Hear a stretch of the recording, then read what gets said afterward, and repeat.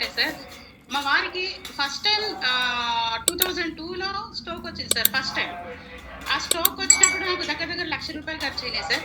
Physical థెరపీలు 3 సార్లు, మసాజ్లు అని అవని ఇవని అన్ని మెడిసిన్ ట్రీట్మెంట్ అంతా అంటే మన అలోపతి మెడిసిన్ కాకుండానే వాడాం మేము. అలా ఒక ₹1,00,000 ఒక 15 రోజులు అలా టైం పట్టింది సార్. లైట్ గా వచ్చింది అప్పుడు స్ట్రోక్, రికవర్ అయ్యారు.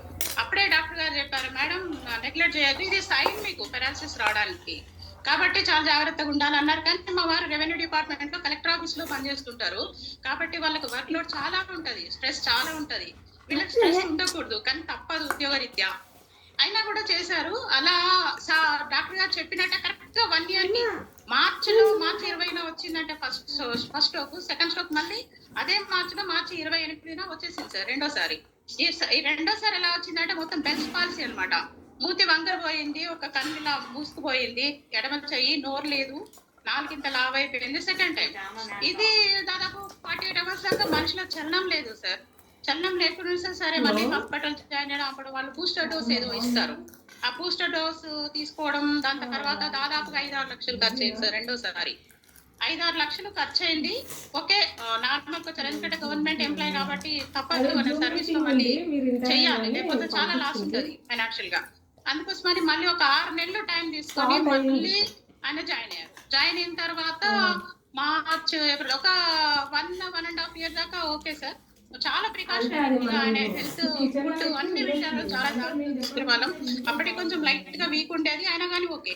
ఈసారి ఏం జరిగిందంటే మన సీఎం ఎలక్షన్స్ జరిగినాయి కదా sir, last time Revanth Reddy గారు ఎలక్షన్స్. ఆ టైంలో ఈయన కలెక్టర్ ఆఫీస్ లోనే చేసేవారు. అక్కడ నుంచి వేరే పరకాలని వేరే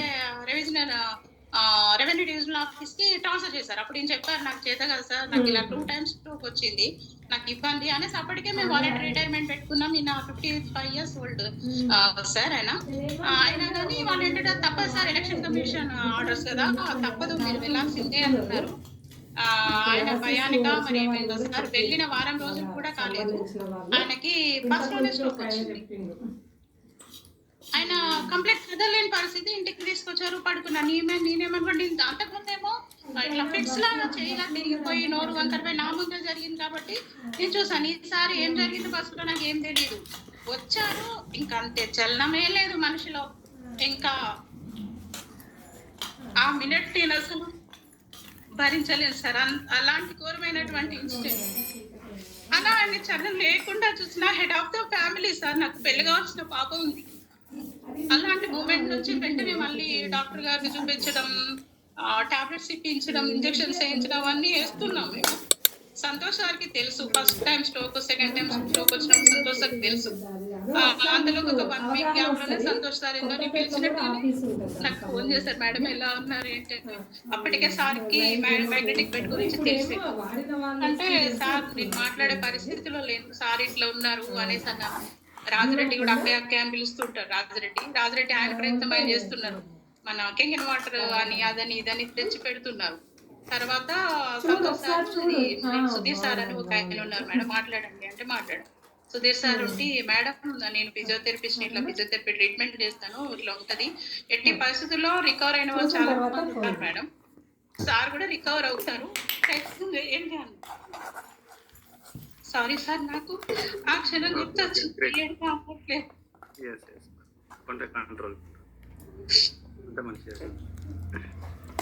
నాకు ఫోన్ నెంబర్ ఫార్వర్డ్ చేశారు సార్.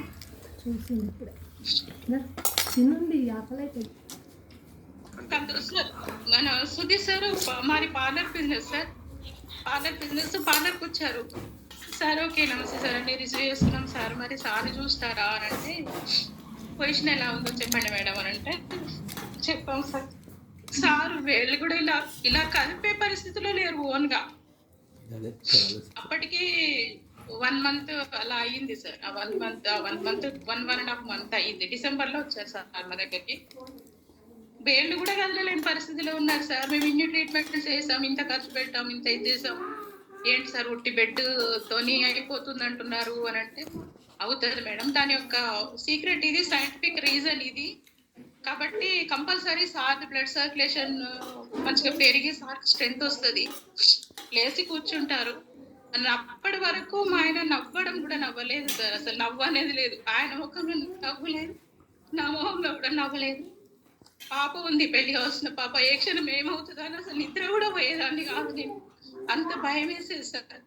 అలాంటి మూమెంట్ లో సార్ దగ్గర నుంచి అది సరే సార్, నేను ఇంకెప్పుడు ఏం ఆలోచించే పరిస్థితిలో లేను, నాకు బెడ్ అవి పంపించేయండి సార్ అని చెప్పేసి అన్నాము. సార్ వెళ్ళి ఇమీడియట్ గా నాకు 1 వీక్ 10 days లోనే బెడ్ సప్లై చేశారు. ఇంకా దేవుడిని మొక్కుకొని, అమ్మ నువ్వే ఉన్నావు నా కుటుంబాన్ని రక్షించాలని చెప్పేసి మొక్కి ఆ బెడ్ అవన్నీ వేసేసాం. వేసిన తర్వాత మా సార్కి ఎందుకు డబ్బులు అనవసరంగా వేస్ట్ చేస్తాం.